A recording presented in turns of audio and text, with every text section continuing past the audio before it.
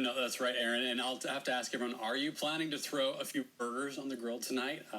Certainly thinking about it, that's for sure, because the weather's going to be nice, and maybe your family prefers steak or chicken or whatever.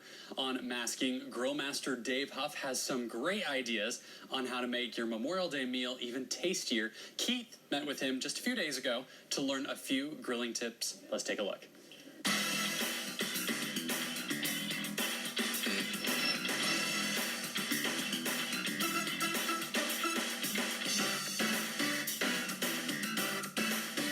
Happy Memorial Day to everybody. When you think of Memorial Day, I think at least of grilling. And that's why we got David Huff joining us this morning, because this guy knows a thing or two about grilling, what to put on there, how to grill it. Thanks for joining us today. Sure, Keith. No problem. All right. A lot of times when I go to the grocery store and I'm looking for what I want to grill, it's very important to find the right cut of meat or the right kind of meat. Sure. Yeah, and what we're going to talk about today is your basics for Memorial Day. We got hamburgers, we got chicken breast, and we got steak. Hamburgers, I like to buy ground chuck or ground round. You do want some fat in it. I know everyone wants to eat healthy, but fat is flavor, right? I started saying, that's the thing about it. Everybody says, well, I want 80-20 or 90-10. No, you don't, right? Well, 80-20 is okay, but anything less than that, you're really putting lean meat on there, and the fat's where the flavor is going to come from. Right. So 80-20, when you make your patty with a hamburger patty, don't force it tight. Don't really crunch it in there. You want it to be loose, and don't season the burger until right before you put it on the grill. Salt and pepper on the outside, any type of seasoning you want, and that'll give you a nice crust. You want to do it over high heat, and once they're on the grill, don't move them around. Just let them cook. Let them cook. Yep. All right, so comes to chicken. A lot of folks don't like to use the chicken breast because they say, I either overcook it or I undercook it. Absolutely right. You know, it's macho to just look at the meat or cut into it, but use technology. You do not want to overcook chicken. 165 is what it says is a safe temperature. Anything over than that, you could shingle your roof with it. You do not want to do that to your chicken breast. I like that. I usually do chicken thighs with skin on, but everybody wants a boneless, skinless chicken breast. They think it's healthier.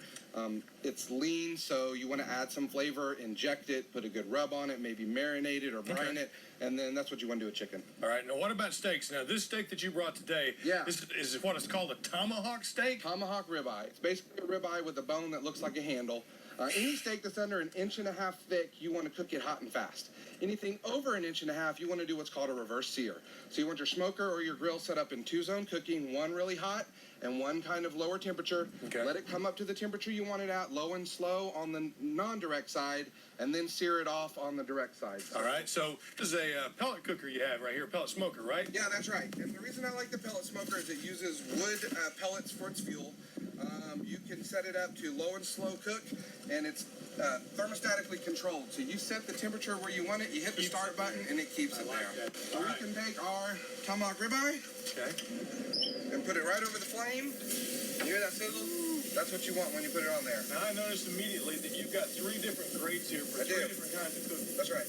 So when you're wanting a really good crust on something, you want as much surface contact with the meat as possible. So I like to do on some sort of a flat top, a cast iron, or these grates are turned upside down so the flat side is up. But if you want the grill marks, like people are impressed on chicken breasts or hamburgers, then something that's grated here. And then this is really just for the indirect side.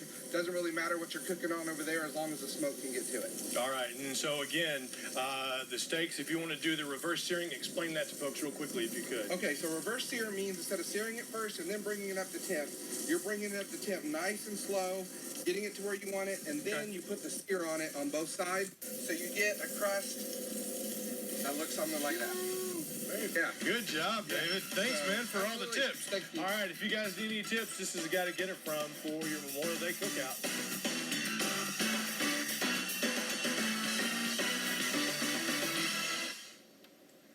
And Keith didn't bring back any samples. Memorial Day grilling tips. If you want more, go to www.facebook.com/HuffDaddyBarbecue. Also on Instagram and YouTube.